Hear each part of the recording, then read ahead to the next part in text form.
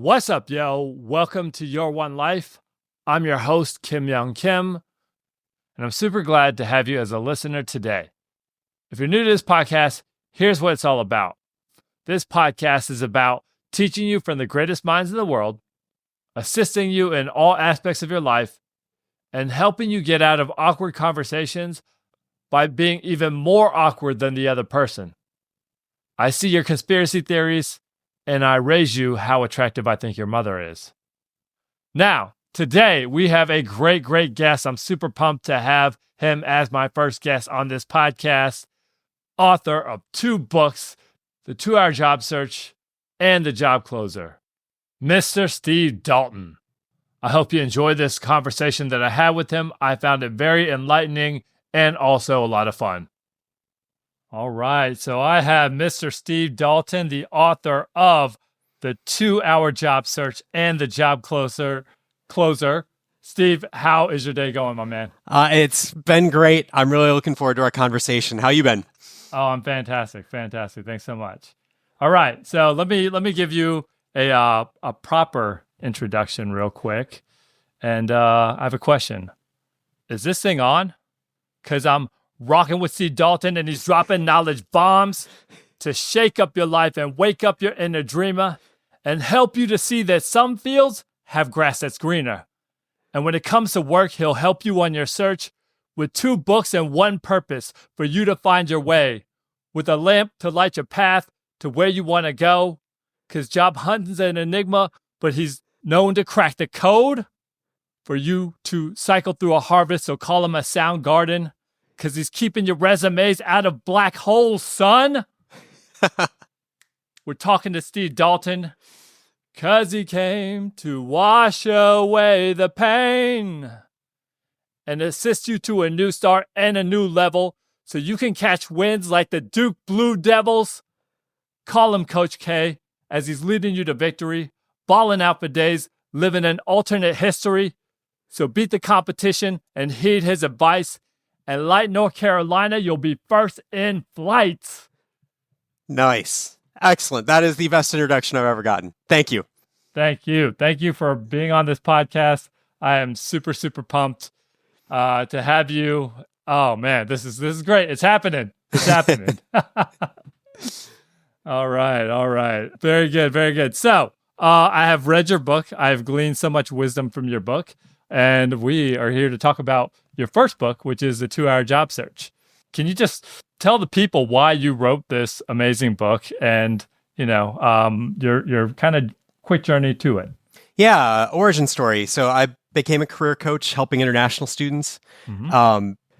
I saw that they were, especially and this was during the 2008 financial crisis, I saw that they were really struggling to make progress. Not only was the economy terrible, mm-hmm. but they were also struggling to adapt to a new culture and sometimes in a second or third or fifth language, trying to do the same tasks that domestic students were. And I realized that instructions were much more effective they were much more inclusive and equitable for helping people make progress quickly. YouTube was just huge in popularity at that point.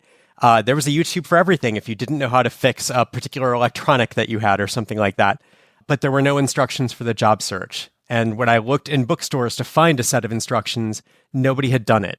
So I realized I'm as qualified as anyone to take a hack at it. Former chemical engineer and strategy consultant. We learned to break big problems into small pieces.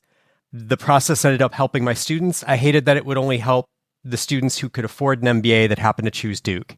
And I wanted it to be anyone with a library card to be able to access it. So that's the origin story for why the 2-Hour Job Search hit shelves thanks to Penguin Random House. Yes, indeed. And like I said, it's packed full of great information. I'm really pumped to share about it. And I think I heard you say on a previous podcast you were on that your best success story was someone found a job within a month. Is that correct? I've had people succeed with the 2-Hour Job Search within a week. So, sent their first email on a Monday, an informational meeting on Wednesday led to an interview on Thursday, which led to an offer on Friday. Not a typical result. Sure. Please don't expect to find a job in a week using the 2-Hour Job Search. For most people, if you follow the recipe as designed, it is a recipe. So Just like with baking, if you leave out the yeast or you add flour in the wrong amount at the wrong time, the cake doesn't turn out. If you follow it exactly, most people will be done within 1 to 2 months. Oh, that's fantastic. That's fantastic. So 1 to 2 months is very soon, considering that I know people who have been on the job hunt for 6 to 12 months. So with that being said, what is actually happening to these people's applications, and what is happening to what they're submitting? I mean, nobody knows. That's the funny thing about online job postings. Everybody has strong opinions in this industry about how to beat ATS systems, but there's no data that supports any of it. To me, online job postings can't be beaten. Job seeker AI will never keep up with employer AI. They don't have incentives to be right. They have incentives to be fast. They don't need a perfect hire slowly. They need a good enough hire quickly. That's always their incentive. If there's somebody who's done this job before, but somewhere else, that person's always going to cut the line and get a shot before anyone else. But even in this market, not even all those people get a shot. So when you apply online, you simply never know that you'll even get a response. Even a rejection is a nice thing when they acknowledge that you even tried. But those applications take time and effort and energy and shreds of your soul. And those are all finite resources. You can't give them away freely. The 2-hour job search. My soul is actually infinite, but yeah. Excellent. It's got its own gravity. So online job postings simply can't be beaten. It's like trying to build a nest egg for your family by buying lottery tickets. It's just not predictable, but there's definite losses, but uncertain upside of ever hitting a jackpot. Yeah, absolutely. There's just got to be a better alternative. And what I teach in the 2-hour job search is that better alternative. It's the least bad option available to job seekers. It doesn't feel perfect, but it is the least bad option with the highest amount of return per hour of effort invested. Absolutely. Yeah, absolutely. And it's the shortcut, the cheat code, whatever you want to call it. And speaking of which, as we're thinking about getting ourselves together and putting, ourselves out there, quote unquote, you talk about resumes, you talk about LinkedIn. How much time should people spend on both of those things in, their search? So I was at Fuqua in the Career Center, the business school at Duke, for 17 years. My boss for most of those years was a guy named Ed, and he has this great rule. He says, imagine your job search is going to take you 100 hours. I want you spending no more than 3 of them on your resume. And I love the way he puts that. I call it Ed's 3-hour rule. There is no way to guarantee you get found. Nobody agrees on what a perfect resume looks like. People spend thousands of dollars to try to get a resume to perfect, and that illusion lasts up until you show your resume to literally anyone else, because everyone has an opinion on it. No one agrees on what a perfect resume looks like. People more or less agree on what a good enough resume looks like, the 80% resume. So that's what I advise job seekers to strive for. When human beings actually look at your resume, they typically already like you. You've done the legwork to get someone to pay attention to you, but a casual observer is usually looking at the things you can't change. Where you went to school, what companies you worked for, what job titles you had, what your dates of employment were. The Ladders did this great study where they found that on average, human beings spent 6 seconds reviewing a resume, but they hooked their eyes up to eye tracking software and found 80% of their attention was on things that job seekers can't change. We're not stressed about how to represent our school or our companies. We're stressed about the bullet points. Right. Like that's where all the time gets poured and nobody's really paying attention to it. So resumes are a bad gamble. Sure. Bad Absolutely. investment. Yeah. And what about LinkedIn? Same thing or? Similar. I think the LinkedIn, look at that as being a more user-friendly version of your resume. You have to have your biographical information on there perfectly without errors. But beyond that, you don't really need to worry about those bullet points. Make it exactly the same as your resume if you want. But typically the reason we like LinkedIn so much better than resumes is it is an abridged, condensed version of your resume. It's just the biographical information that we want anyway in an easy to review format. So invest in the professional headshot. Put your biographical information in there correctly. But after 3 hours between your resume and LinkedIn, don't worry about it anymore. It's not going to move the needle. What moves the needle is getting strangers to advocate for you at companies that you want to work for. Yes. And turning contacts into colleagues. Absolutely. I've heard that somewhere. I can't remember where. Might be the name of my company. Thank you for the name drop of Yes, Contact sir. a Colleague. Yes, sir. Yes, sir. Very cool. So as we talk about good uses of time, what are some common bad uses of time that you see besides, spending countless hours on resume, countless hours on hours, money, all that stuff? What else is a bad use of time that is a very common practice?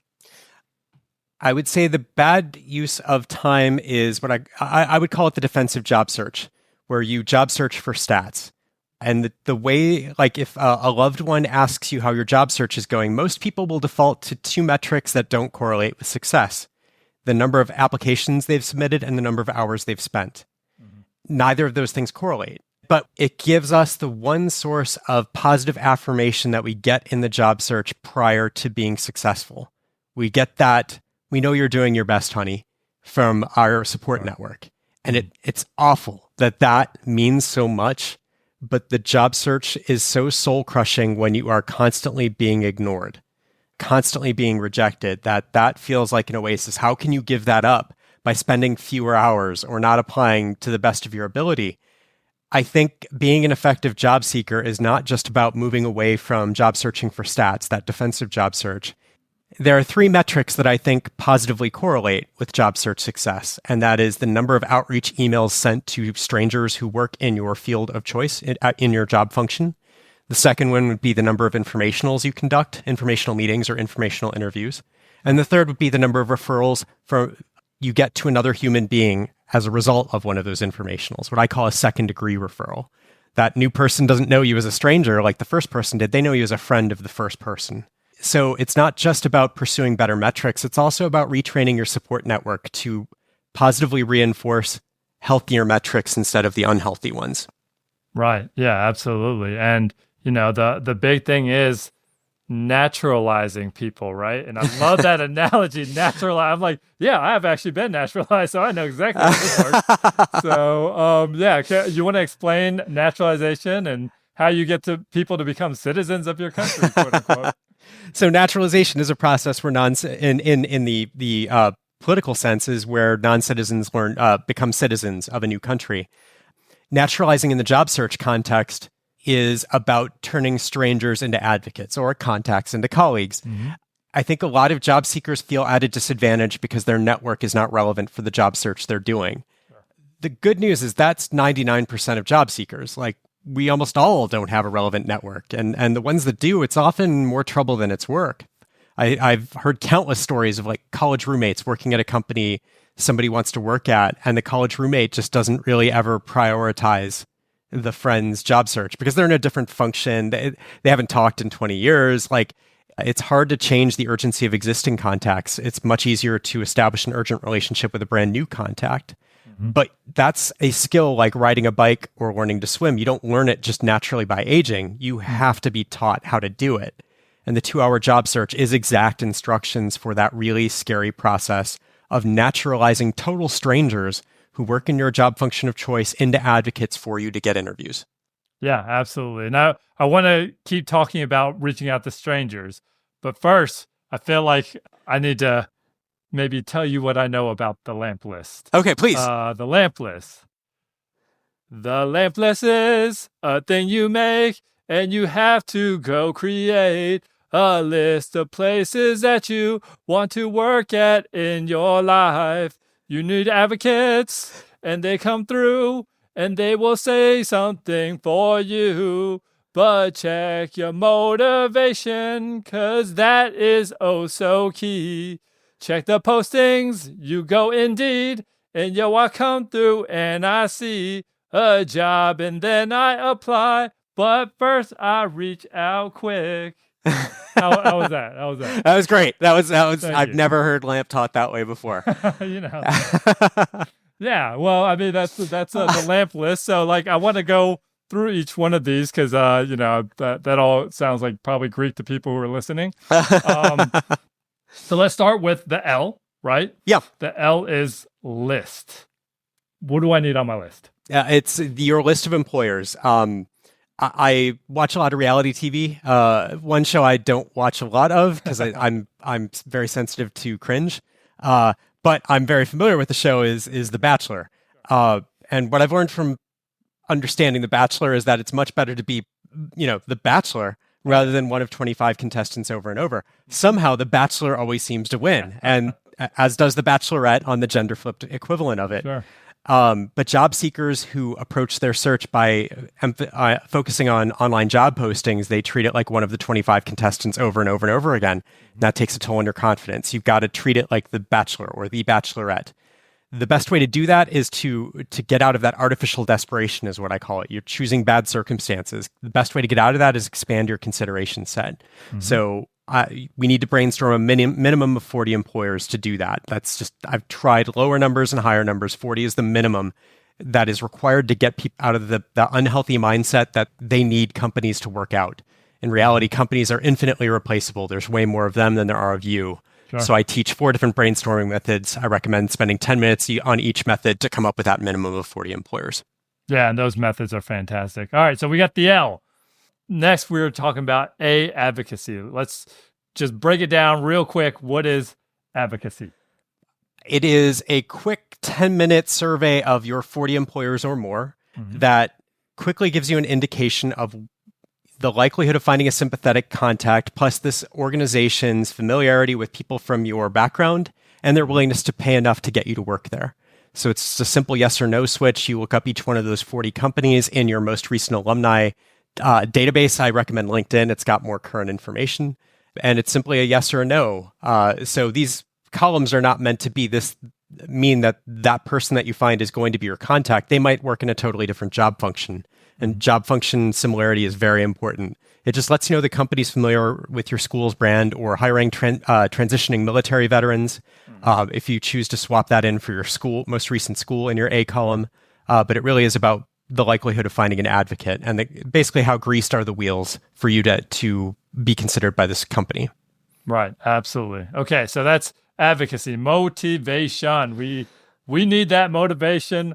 So motivate us about motivation and why it's so important. Absolutely. It's the end. Your willingness to get ignored by strangers, but keep trying is the engine that drives this process forward. Right. So you have to start with organizations where it doesn't matter if the first 3 or 4 people ignore you that you reach out to, you're going to try a 4th or a 5th. So just gut feeling only. I want everybody to come up with a blended average of how strongly they feel about this company. How motivated are they to keep trying if they get ignored? And it's just a 3, 2, or 1 based on that rating. And you save zeros for companies you don't know enough about right now to have an opinion. Don't stop what you're doing and research them elsewhere. For a host of scientific reasons, that's not productive. Yeah, and I love how you give really good instructions about you're going to get tempted to do this. Don't do this because it will lead you down a spiral. And next thing you know, 3 hours later, you poked around, and it's kind of like me and my Wikipedia spirals, right? Oh gosh, yeah.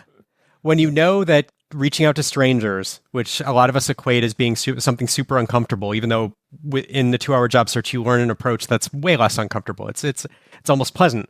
But when you know that contacting strangers, something you probably have a gut aversion towards, is next, you will find ways to procrastinate. And researching companies as you go is a big one. Yeah, for sure. All right, and let's talk about the P for posting. We see a little something, right? What do we do? Each of these columns is a proxy for perfect information. Perfect information takes a long time to find and doesn't really exist anyway. So they're proxies for perfect information. Perfect information in the A column would be there's someone there who will advocate for you. Perfect information in the motivation column is which companies are you most energized by. That one's a pretty good reflection. The posting column is an approximation of urgency. Mm-hmm. So rate each company by how relevant their current job postings are that you see in, I like LinkedIn Jobs now a little bit better than Indeed. Oh, okay. Cool. Yeah. But if they've got very relevant postings, it's a 3, somewhat relevant 2, not so relevant 1. And what you can glean from a score of 3 is that they're hearing from job seekers just like you right now, this company that you like. So if you want to get an interview with them, you've got to move now. So it approximates urgency. Right. Absolutely. So if you see that perfect job, posting, you gotta, but don't hit up everybody in the company, right? Nope. That's the advice you give in the book. So that's very important. But don't even race to apply, because we already know the online job posting is a black hole. I recommend something called the 5% rule if you're feeling nervous about this. Pay attention to the applications you've done. A lot of people keep spreadsheets. I think that's an unhealthy practice, but a lot of people have them. If you have them, see if your response rate from online applications is greater than 5%. If so, go ahead and apply first, network second. But if not, most people are in the not category where they're not hearing back 5% of the time. Right. So recognize that those postings take time and effort and energy. That same amount of time, effort, and energy goes much further attempting network. Even if most of that time is getting ignored, the handful of people that speak to you become exponentially helpful. They can open up entire networks of other people. They're your eyes and ears in that space now, but you're just going to have to kiss a lot of frogs to find your princes in the process.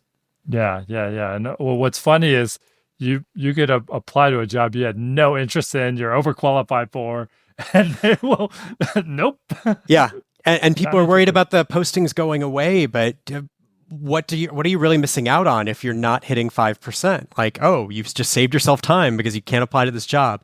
Exceptions are made for referral candidates all the time. So if they have a human being likes you inside the company, they will make exceptions for that person until the job is officially closed. So that's really the attitude to take towards this.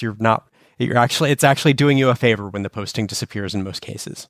Yeah. You need that warm intro in because it's a 12-to-1 ratio, right? The jobs that get the warm. It's crazy. Yeah.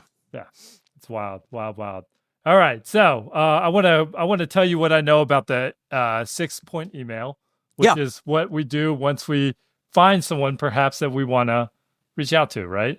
Okay. And then you just tell me how right I am. Okay, so you gotta make it 7,500 words, or roughly, or more, something like that. Give or take, 74-25 words. So 75 words is the goal. Okay, 75. And why 75 words? Shorter emails allow shorter responses. The longer your outreach email, the harder your sending an email becomes. The more formulaic it appears. And the less likely a reader's going to read it. I don't know about you. I don't like reading emails about strangers that I didn't ask to contact me. I'd much rather read an email about myself. Right. And if the email's not about me, then I want it to be short. So short emails maximize the likelihood of engagement and minimize the duration of a response. You send me a 75-word email, I can send you a 5-word response back. Right. If I'm sympathetic, but you send me a 300-word email, I'm not going to respond until I have a time to do so in a way that's not going to appear rude or curt. Sure. Yeah. So you're saying don't make it about yourself? Nope. Oh. Got to reduce the... Yeah, absolutely. We got to make it at least half about the reader. So 50-50, that's one of the other points. So over at least half the word count should be about the reader, not the sender. Okay. I don't like that advice, but I'll take it. You're the expert. Okay. So then once you reach out to them in your email, you should ask for their firstborn, right? Ask a question, maybe not for their firstborn, but generally make your ask in the form of a question, and your ask is their time and knowledge. Not help with your job search. That goes unstated. Another point is ask about insight and knowledge, not job leads. Yeah, absolutely. But make your ask in the form of a question ending in a question mark. It's easier to understand what the request is when we see question marks versus periods. Absolutely. And why is it that questions are so important as far as when you make those requests? It demonstrates more confidence on the part of the sender. A lot of people who are less confident in their job search will be more passive. They'll say things like, I was wondering if you had some time to chat about your experience at your company. Not terrible, but that ends in a period. I'd much rather someone ask directly, do you have some time to chat about your experience at your company? Question mark. I know, okay, that is a question that I should respond to. We're just conditioned by, our entire lives of training from reading that question marks mean a response is expected. A bunch of periods, and we don't know what the call to action is as clearly. It's better professional writing. Right. All right. And then when you reach out to them, one of the first things you're supposed to do is state your greatness, right? Stating greatness? Stating connections. Let's try that. If you have a connection to the person, state it. If not, you skip this one. Okay. Well, secretly, I will say my greatness in my own way. Okay. Yeah, those are inside thoughts. Yeah. Just like talking about yourself in the email, like half the word count should be about the reader. Like you can fill in all those words in your head. They don't need to see it. We want to entice them and quickly sample the market. Most people are going to ignore you. The response rate on this email was about 20 to 40% pre-COVID. Now it's about 10 to 20%. But the good news is that the people who stopped responding weren't going to be helpful anyway. They're a group I call obligates. They only act out of a sense of obligation. That sense of obligation has dropped since COVID, and we're all kind of in recovery mode and not doing things that our heart's not into. So short emails are just easier and less effort for job seekers. Okay, so I'm 0 for 5. Let's see if I can get number 6 right. Define interest narrowly and broadly. Yes, that's a winner. Yes, nailed it. Right. Nailed it. Okay. So what is that? Yeah, in layman's terms, that means that you want to tell them without telling them who else you're also reaching out to. So if you just say, I want to talk to you about your experience at Waymo, but you don't provide any context, they are going to assume that you probably saw a job posting and now you're like rage networking just to try to get an in. If you tell them, do you have some time to chat about your experience at Waymo, your insights would be greatly appreciated because I'm trying to learn more about product management in the autonomous vehicle space. Now they know to take you a little more seriously. You have a vision. You've probably talked to somebody at Tesla, Lucid Motors, Argo AI. Like, you've given them a genre of company that is coherent and makes sense, and that makes you a more credible candidate. That increases the odds they're going to take you up on that conversation. Good. So, let's say obligates, right? There's obligates. There's curmudgeons who they're not going to answer anyways. Is what you say, and then there's boosters. So, as we're reaching out and we're getting that 10 to 20%, I guess we have less obligates coming. So that's good news, right? Yes. But some obligates might respond. Yeah. And when they do, how can we tell the difference between like an obligate and a booster? Well, the beautiful thing about the recipe of the 2-hour job search is that you treat everyone exactly the same. If you have a hunch that they're an obligate, the process is still identical, as if they are potentially get the sense that they're a rabid booster, someone who's like stridently in your corner. It's still the same process. So there's no additional complexity. You just keep treating them as if they are a booster until they are not cooperative, meaning they don't respond to your email. They don't respond in a timely fashion to your email. They give you vague good guidance instead of specific guidance for what to do next. So you give people the benefit of the doubt until they give you a clear sign of non-engagement, and then you move on from them to try to find somebody else. Right. But when it feels like you're kind of dragging them along. Yes, cut bait. And not even cut bait. It doesn't mean drop this person or like, get a voodoo doll or anything like that. It just means hedge your bets. This person seems like they don't want to be interacting with you. They don't want to advocate for you. So keep trying. If they set up a call with you and have to postpone a couple times and you're like, I don't think this person really wants to be here, keep rescheduling that call, but also start outreach to a different person at that same company in parallel. Yeah, right. And that you're talking about your follow-up method, which I think is brilliant. I think it's best to see it visually, so you don't have to explain it all. But like, why is it important to have a specific follow-up schedule and just having something on the calendar where you must do so? Yes. So I teach something called the 3B7 routine. It is rooted in the science of temporal construal theory. So construal theory is decision-making theory. Temporal has to do with time. The body of research in this space demonstrates that people make higher-order decisions in advance of a decision point than they do in the heat of the moment. So if I'm planning a vacation for next year, I'm going to think about things like what's going to make for an unforgettable experience that's going to make me come home relaxed, but with great stories to tell. Sure. If I were to plan that same vacation 3 weeks in advance, I'd be thinking, where can I get a hotel that's affordable? Right. You're thinking in much more practical, kind of lower order terms. So similarly, you're thinking higher order at the time you send an email about when to follow up. You're thinking clearly. After you've been ignored for 3 days, 5 days, 7 days, now you're not thinking as clearly. Oh, should I follow up today? Oh, that'll be awkward. I'll just wait till tomorrow. Maybe they'll get back to me tomorrow.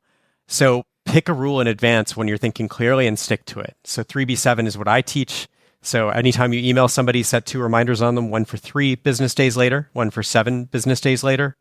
3 business days, if they haven't responded to you yet, probably not a booster. Hedge your bets, try somebody else.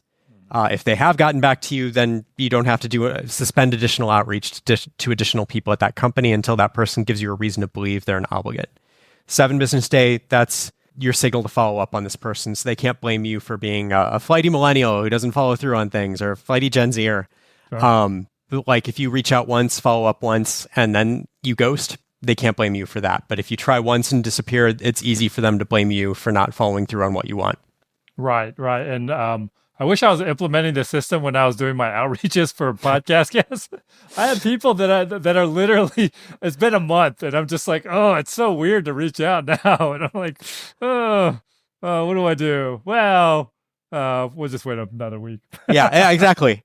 It makes an infinite process seem finite, which is much more easy to wrap your head around. And you have weekends off using 3B7. It's all business days. There's a lot of benefits to just picking. You don't even think of these people as people when you email them. You think of them as lottery tickets with 10 to 20% odds of success. So when you're reaching out to people at volume, I'd recommend reaching out to 6 companies simultaneously using this algorithm, essentially this 3B7 algorithm. But you email them and forget about them. The only time you think about their name again is when they get back to you, or when their 7 business day reminder pops up and it's time to send them a follow-up message, which is basically identical to the first one you sent, but through a different channel. Right. Yeah. It's a great system. Sorry, my headphones are falling off. All right. So we got our obligates and we got our boosters, right? We got our boosters who say, hey, yes, I will talk to you. And you're just like, I got a golden ticket, So once you get there, you have a whole system, right, called the TR method, which allows you to, ask questions that will get you in with them and also get information because it's an informational interview. So the TR method, let me see if I can do the TR method real quick. Let me see. Well, I'm talking about some trends up in they biz, a bunch of insights in what they do. I'm just talking about their job, talking about them things that we see, and we ask for advice. We ask what they do in our life. If they were us and I ride. I'm talking about resources. What is the next recourse? And I'm talking about assignments when I find. All right. Nice. Nailed it. Thank you. Yeah. And we're done. That's a wrap, I think. No, sir. I have more questions. No. Okay, so we got the TR method to make you the belle of the ball, right? To make job seekers the belle of the ball. So what we got... let me jump in, if I could. The TR method it's an acronym. Everything's an acronym because I'm a former strategy consultant. I can't help myself. But it is a systematic algorithm for intimacy building in a professional sense with a stranger. That is what we are trying to do. There's no single question if the informational were just one question long, there's no question you could ask that would predictably convert a stranger into an advocate. That's too big a leap for a single question to accomplish. Sure. So Tiara recognizes that there is a life cycle. There's a customer journey from my marketing days that a stranger needs to go on to feel sufficient trust and likability with you to put their own social capital at risk to recommend you to a colleague. Right. So that's really what it's about. You can't get there in one question. You can get there in 5. Actually in 4 these days, because it is a living recipe, the 2-hour job search. So the final A in Tiara is no longer necessary thanks to AI. We can get that information elsewhere now. Yeah, right. And the question resources, how do you know you struck gold when you ask for resources, right? Yeah. So, trend and insights largely portray a contact as a subject matter expert. So that it primes creativity so that when you ask them for advice, you're likely to get meaningful advice. If you start off the interview asking for advice, research shows that creativity can be primed. If you don't prime it before asking a question that requires creativity, you'll get a mediocre answer, like just keep doing what you're doing. But those 3 things, trends, insights, and advice, have to happen in order before you get to the ask of the conversation, which is the resources question. What resources do you recommend I look into next? That word resources is vague very much on purpose, because what we're hoping for, it's a referral. to another human being, not like go apply online and put my name down in your application. That's also called a referral, but it's not helpful. It's just a facilitation into a black hole. In most cases, 80% of the time, people will say, what sort of resources are you looking for? Which to me is the universal signal they're not going to give you a human being's name today. Sure. So I would ask for literal sources of information. What daily or weekly newsletters do you find most helpful to stay up to speed on your space?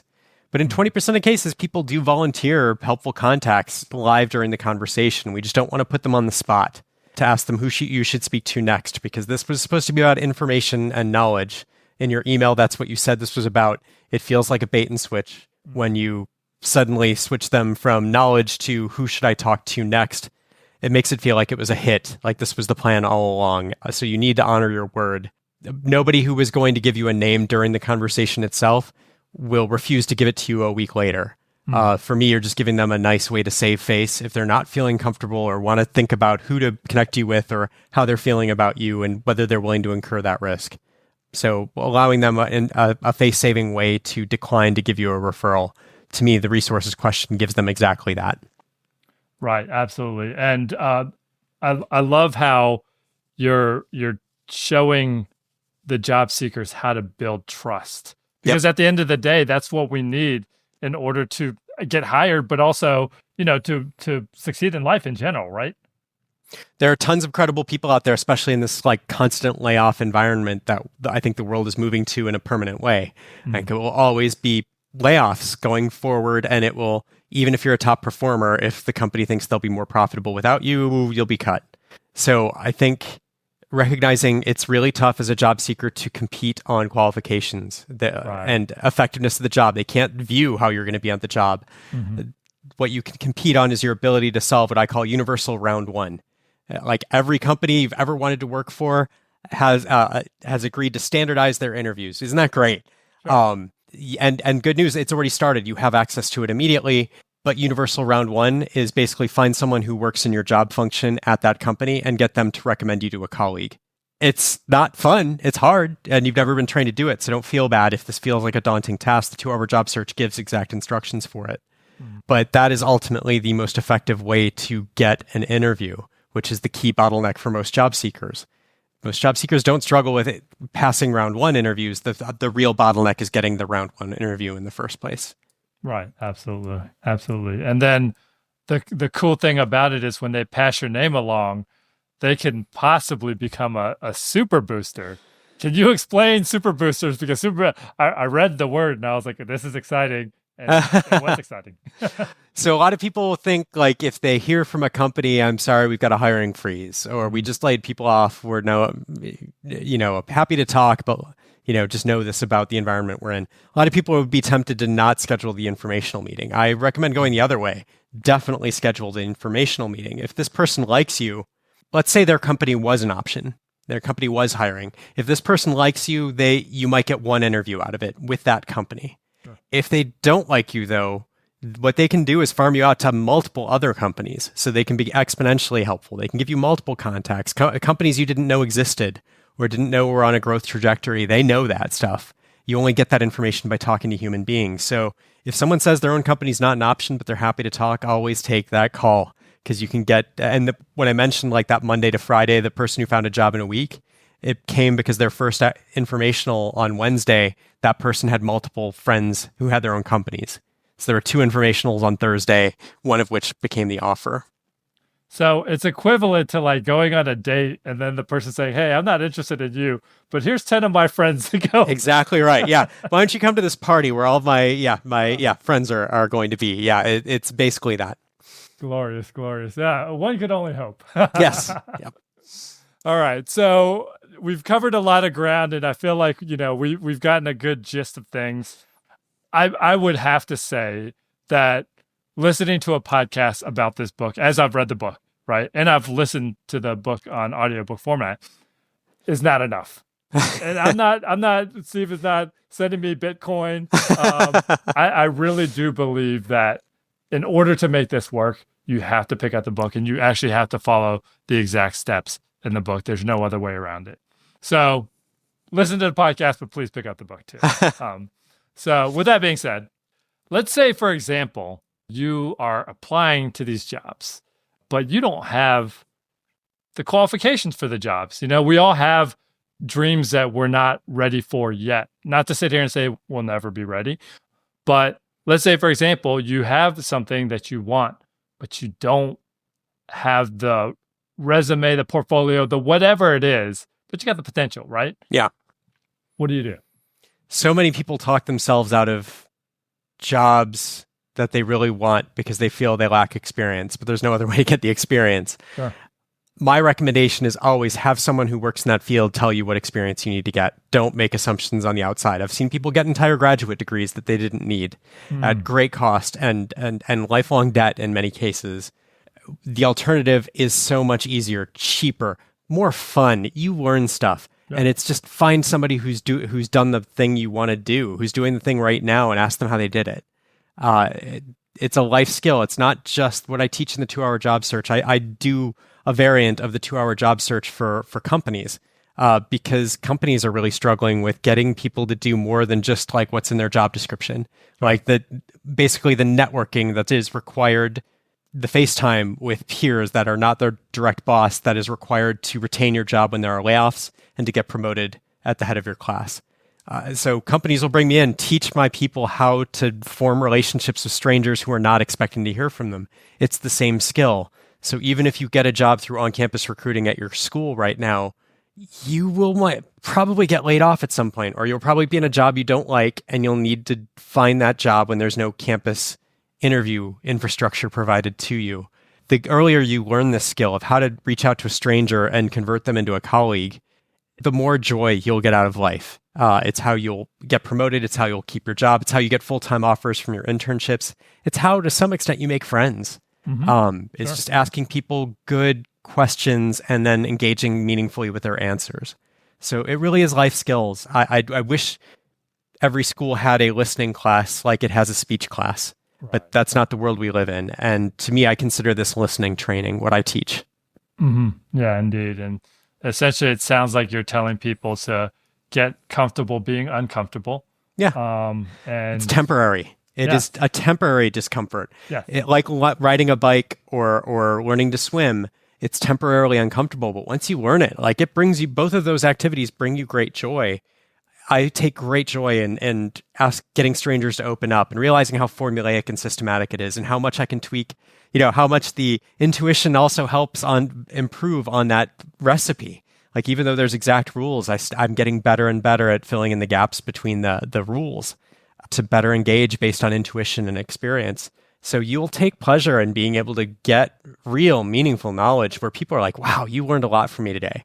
Like there is joy in that, but it's a skill you only have to learn once. Once you've done 3 informationals, you won't need me again. You won't need my book. Maybe you'll want to check it out. Yeah, maybe that. But it's a learnable skill, and you can learn it so much faster than you'd ever thought possible. Sure, absolutely. Yeah, and so get out there, and should they practice with places they're not interested in? Well, definitely not. No, don't do that. Don't do that. Too many people try that, and it hurts a lot more to get ignored by companies you're not that into than by ones that you're really psyched about. And most people are going to ignore you. It's the cost of doing business in this market. But the good news is the people who get back to you within 3 business days probably are on your side. Probably are pretty excited to help you if they like you. Don't start with backups though. I've seen too many people lose their energy having conversations their heart wasn't into or getting ignored by people they didn't want to talk to anyway. So start with your dream companies. People that you reach out to who ignore you don't tell their peers not to talk to you. They have their own lives going on. It's that spotlight effect. We think people are paying way more attention to us than they are, and they're simply not. So if they ignore you, they're not telling anybody about it. Okay, cool. Okay, that's a good info. And speaking of which, you touched on something about getting them on your side, right? And in your book, you talk about how to turn not just a contact into a colleague, but also a mentor. And can you just give me the elevator pitch of how that works? Because it's what do you mean stranger to mentor? How? What? Yeah, I think it's its own art skill. Again, if you feel anxiety about this, people tell you should go find mentors, but they never tell you how. They give you tips, and you can't replicate tips. Like, you can't bake a cake from a list of tips on baking a cake. Like, you need a recipe. So to me, the way you build mentors is you get people to give you advice they feel attached to. And that means priming creativity so that when they give you advice, that's stuff that they think, yeah, no, this is what I would do. This will be really effective if you do this. And then you go do that thing, and then you go report back the results. Here's how I benefited from that advice you gave me. What additional advice do you have? This is a concept called the Ben Franklin effect. Ben Franklin, hundreds of years ago, identified the best way to deepen relationships was not to repay favors. It was to acknowledge their magnitude and ask for additional favors. The imbalance itself is what deepens intimacy, trust in a new relationship. So I couldn't disagree more with the conventional wisdom that you should send people that you talk to articles. That takes you time. It takes them time to read it, while low-key you're suggesting that they need to get smarter at their job. You're not a peer. You're not their peer. You don't want them to be an equal to you. You want them to be a mentor. You want them to fight for you and identify with your successes as, identify them as their own, like we do when we have a mentee. So, but get out of that mindset that you need to be worthy or provide something of value. What you're providing that's of value is a feeling of kindness, of goodness. Like, this person gets to feel great about helping someone. Maybe they didn't have anyone like them, a mentor growing up. Like, they get to give that to someone else, and that feels pretty great. They get to share all the knowledge they've acquired, and that feels pretty great. Mm-hmm. And what would you say are the must-dos when you turn someone into a mentor figure? Like, what must you do to keep that faucet running? If they give you advice, you've got to report back the benefits of that advice and ask for additional advice. That's kind of step one. You've got to send a thank you note after they've done anything for you, whether it's speak to you, anyone you speak to, you should get a thank you note. That goes without saying. But the request for a referral, you will need to request a referral at some point. To me, that should be a week after your thank you note from an informational meeting. But with mentors, you just really need to let them know how you've benefited from their advice. That's the most important thing. Also, if you're in the midst of a job search, you have to set a recurring monthly reminder on them. And just to check in, sure. Hey, you told me to do this thing. Here's how I'm better at it. What additional advice do you have? If they have it, repeat this the next month. If they don't, the check-in next month should be a little more social in nature. By now, if they have family or pets or travel plans. So I call this follow-up system the harvest cycle. Like, everything has a set of diagnostic rules. You can follow this exactly, even if I'm not there to teach it to you. Mm-hmm. It's meant to be a replacement for me, where you can bake the cake just by following the same exact instructions in the same order and get a predictable result. Sure, absolutely. And the calendar is your friend. Correct? Absolutely.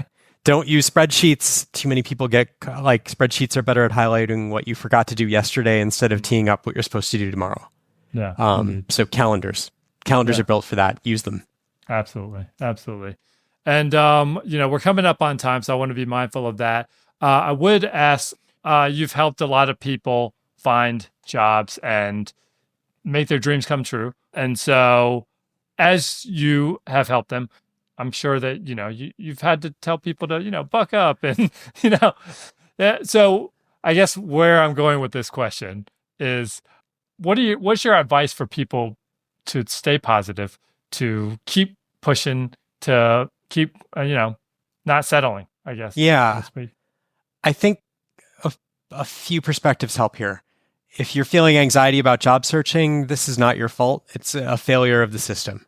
For whatever reason, we require so many core courses in higher ed, but how to provide for yourself and your loved ones is not one of those required courses. And if it is a required course, it's taught through tips, which can't be replicated the same way a math or science function can be completed. An experiment, there are rules. There's a recipe that you follow to make that experiment happen.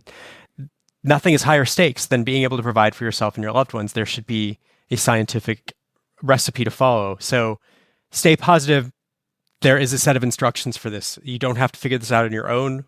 Why is it reasonable for experts to expect you to curate their tips into a usable format when this is your first, second, or fifth job search? I've done thousands of these. I'm in a pretty good position to give you a set of instructions for it. Unfortunately, we just typically in this industry don't think in terms of instructions. So embrace a good set of instructions is the first thing you can do to stay positive. Sure. If it doesn't work for you, then blame the recipe. It's not your fault. It's not a reflection on you. If you follow the recipe exactly and it doesn't work for you, that's fine. Fire the recipe. But so this is not a reflection of success or failure on you. But if you're successful using the recipe, that is absolutely on you. You embraced a different way of doing things. You realized slamming your head into the online job posting wall was not healthy and not productive. And you had the executive function to try something different. So there is hope. There is a completely different approach that you may not have heard of that will help you be effective quickly, and it will give you life skills that you will use for the rest of your career. So stay focused on the positives of trying a different approach, and know that you can always walk away if it doesn't work for you, and blame the process. It's not a flaw in you. It's a flaw in the process. Right. Absolutely. Okay. But the key is you got to not feel your way through the darkness, right? Yeah, you're not alone. It's a set of instructions that thousands of people have followed. We just sold our 100,000th copy of the 2-Hour Job Search not too long ago. So that's pretty amazing. I have a LinkedIn group of 17,000 people, of people who've used these processes. 18,000, by the way. 18, oh, yeah. 000. Oh, gosh. Just changed. Where I answer questions for free. So you're not alone in this. There are a lot of people who've been down the road you've done before. This process works. It's the most humane way you can go about this really terrible task. And once you do it once, every job search after that becomes a lot easier. Yeah, absolutely. And thank you for the LinkedIn group. I actually have you've answered my questions, and yes, so I'm really grateful for that. And learning from the man himself is where it's at. So. Yeah. Well, thank you for joining. It's a fun conversation. I learned a bunch doing it too, so I'm happy to provide that service for free. I just wanted to put this help process that seems to help people in as many hands as possible. So I hope all of you out there listening, check out the book, check out the LinkedIn group. I look forward to answer any questions you have there. Yeah, absolutely. Absolutely. And speaking of questions, I'm sure you answer some questions in the job closer. I want to hear about the job closer. I mean, I have the job closer, but I want to hear you talk about the job closer and why. The job closer is a passion project driven by the powerlessness I felt when people shared their good news from the 2-Hour Job Search with me. People consistently were getting interviews after thinking it was hopeless and there was nothing they could do and they weren't good enough. And they used it and they consistently got interviews in a pretty quick amount of time. And they said, so I got this interview coming up. What interview books do you recommend? And I'd say, I hate them all. They're all tips and there's no instructions. Sure. So I hated not having a book that I felt comfortable endorsing. But I was building recipes for answering, tell me about yourself, for answering why this company, why this job. Those 2 questions account for nearly half of interview decisions made, according to a Frieder Van Eycking and Raymark study. But also how to do resumes, a formula for writing cover letters that's fill in the blank. Where you're spending less time thinking, how am I going to present this? And more time just filling the blanks well. Keep life easy on yourself because you have more tasks in your job search than your parents did, but you don't have more time in your day. I'd argue you have less. So you have to save that time from elsewhere. So the job closer is a collection of smaller, standalone recipes to help you save time from all of the tasks before and after networking for that first interview, whether it's cover letters and resumes on the front end or answering common interview questions and negotiating and getting your manager on your side at promotion time on the back end. Check it out. If you like what we've talked about today, I think you'll really dig that one. It's a really concise, easy read. I read the audiobook. So if you ever want to hear this golden voice for 5 hours, that's a great way to do it. Yeah, absolutely. Yes. So I will have both links in the show notes for people to pick up. So they start at 2 hours, they end with the job closer, and then they send you a thank you note and a box of chocolates or something, right? Excellent. I'd love that. And honestly, I've started recommending the job closer first. So it's just an easier starting point, proof of concept. But if you've made it to this point in the podcast, you kind of got the idea for what I'm about. So you're absolutely ready to tackle the 2-Hour Job Search first. Awesome. Flagship product. Sounds great. All right. Very good. All right. Well, Steve, thank you so much for your time. I really, really appreciate the conversation. I appreciate both of the books. I appreciate all the tips. The LinkedIn group, you're like the giving tree. But keep giving is what I'm trying to say. So what I like to do is end every podcast episode with a little bit of fun. So we're going to do a little bit of fun, kick some freestyle rapping, and then we'll be done. Here we go. Playing a beat. Can you hear that? Oh, yeah. All right, here we go. Yo, check. Yo. I'm here to tell you everything that's popping. Steve freaking Dalton, he is just walking you to your next job. That's what you gotta do. You gotta pick up the book. For 2 hours you be searching and you create the list. Basically, you come through and put it in a twist. I'm talking about the things that you just got. A whole bunch of dream companies running free. That's what you do. Come on through. And then you start doing a whole bunch of outreaching. He is just teaching the people right now. 6 points an email when I freestyle.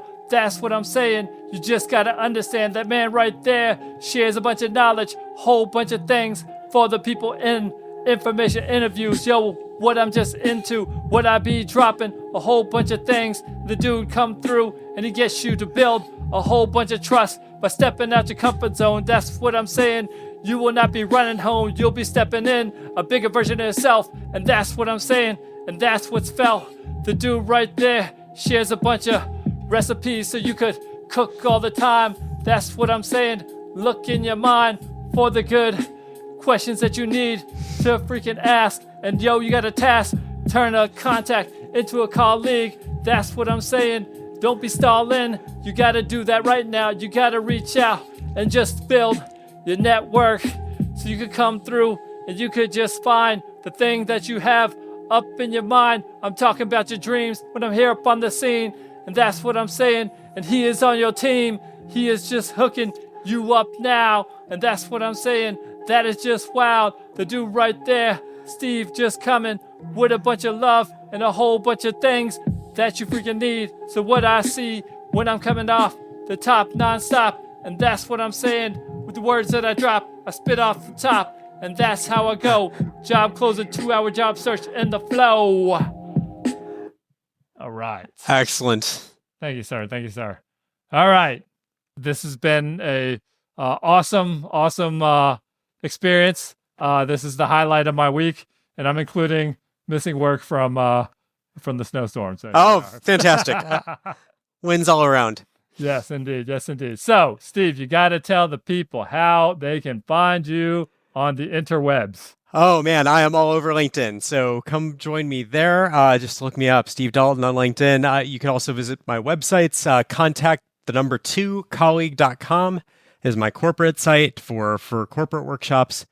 And thejobcloser.com for information on my second book, and the 2hourjobsearch.com for information on my first book. There's also a form there. You can contact me directly on any of those websites. So I look forward to hearing from you on LinkedIn or through my website. Yes, sir. Yes, sir. And I'm just going to tell the people, after you get the help from my man, Steve Dalton, I'm going to tell you that the name Steve and also the name Dalton are great first names for children. You choose a name yours after him. So fantastic. All right, Steve, thank you so much for your time. It's been a pleasure. And been mine as well. Take care, everybody. Indeed. All right, so that's the episode. I hope you enjoyed it. I hope you got a lot out of it. And I hope you take what you learned and implement it in your life. And of course, pick up the book, The 2-Hour Job Search, and also The Job Closer.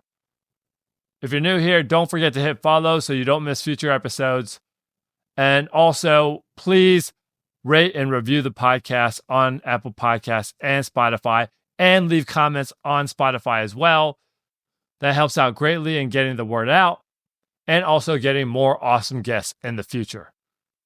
Make sure to share this episode with anyone you know that is on the job search. And remember, there's great work out there for you somewhere. And if you haven't found it yet, you just got to keep looking.